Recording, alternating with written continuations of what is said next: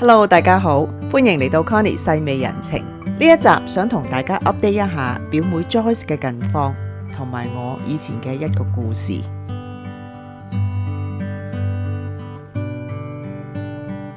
我琴晚收到表妹 Joyce 喺 Paris 打電話嚟，佢話佢而家去緊 shopping， 老公 Frankie 呢就飛咗去新加坡出差同埋度假，兩公婆都同意冷靜一下，大家都覺得舒服啲。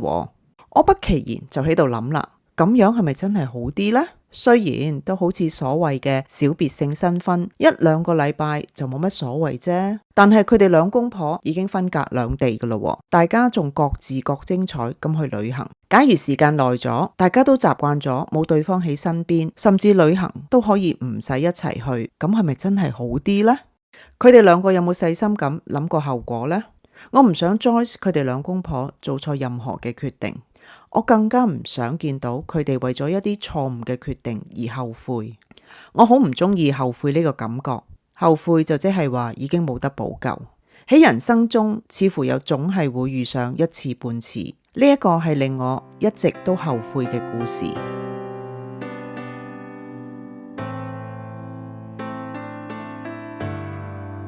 嗰一年係1999年10月底，當時係香港嘅秋天，最宜人嘅季節，因為出街就唔會流汗，亦都唔至於太凍，天氣濕度都好乾爽，陽光燦爛嘅日子多的是，所以呢係傳統嘅結婚旺季。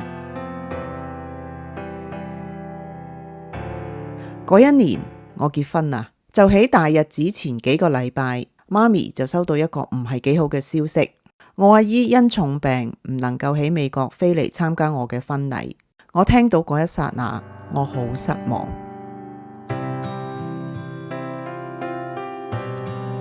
阿姨其實係媽咪個妹妹，但係身形呢就比我媽媽纖瘦，語氣呢仲好溫柔㗎。我每一次同佢講長途電話，佢都係又溫柔又嬌嗲咁樣問我啦：你拍拖未㗎？仲未嘅話就買張機票飛過嚟美國一趟啦。我呢邊呢好多好男仔啊，可以逐個咁介紹俾你。點解我同阿姨感情咁好？因為我喺家中係排行最大嘅。當時呢，阿姨就結咗婚，未有小朋友，我啲細佬妹亦都未出世。嗰一年我4歲，阿姨就移民咗去美國啦，所以佢嘅印象中其實淨係會記得我。跟住母親大人就同我講：你辦緊喜事噶，去到美國就唔好去探阿姨啦，呢啲嘢最好唔好衝撞啦。我敷衍咗媽咪，就答佢但係當我去到機場上咗飛機嗰10幾個鐘頭，我不斷喺度掙扎。我都去到美國啦，同阿姨嘅距離近咗咁多，都唔去睇佢一趟。我又冇阿媽咁迷信，唔話俾佢聽咪得咯，因為我根本就唔知道幾時會有第二次嘅機會。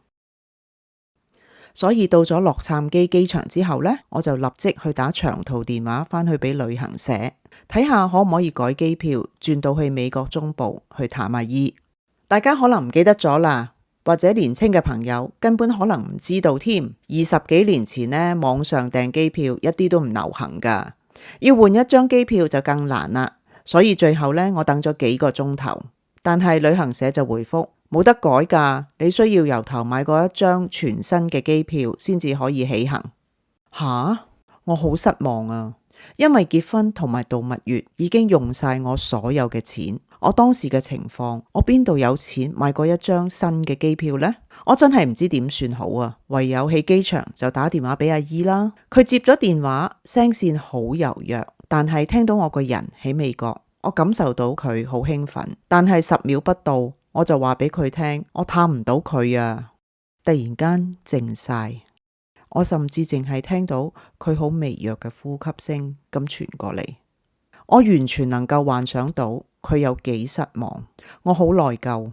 唔通我喺電話度話俾佢聽，我冇錢買機票啊，所以我睇唔到你啊。收咗線之後，我唯有安慰自己，起碼我打咗電話俾佢，叫做慰問一下。跟住我就開始我嘅蜜月旅行，過咗1個星期到啦，就應該打個電話返去問候下母親大人啦。點知佢話俾我聽，阿姨先2日已經過咗身啦。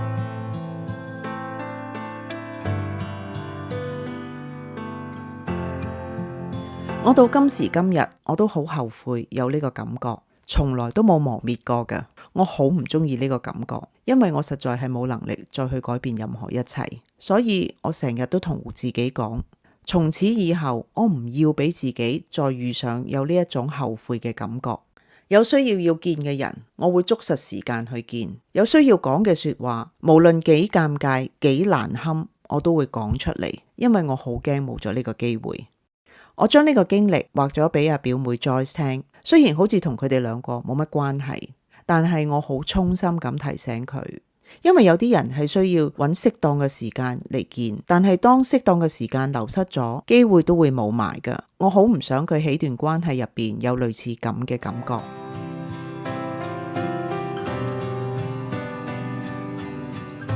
多謝大家收聽呢一集 Connie 細味人情。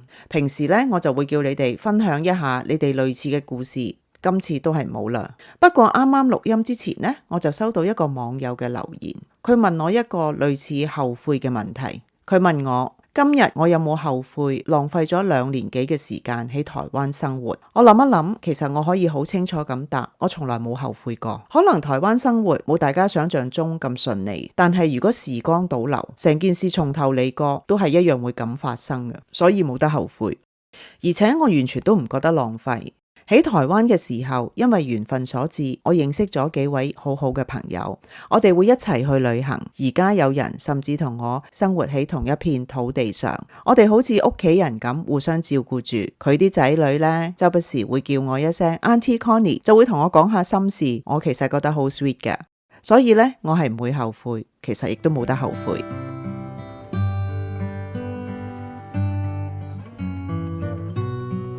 嘿，近來咧多咗好多新朋友支持呢個頻道，多謝晒你哋啊！不過我見到咧仲係有啲朋友未訂閱㗎，有時間就訂閱支持下我啦！我哋下星期再見，拜拜。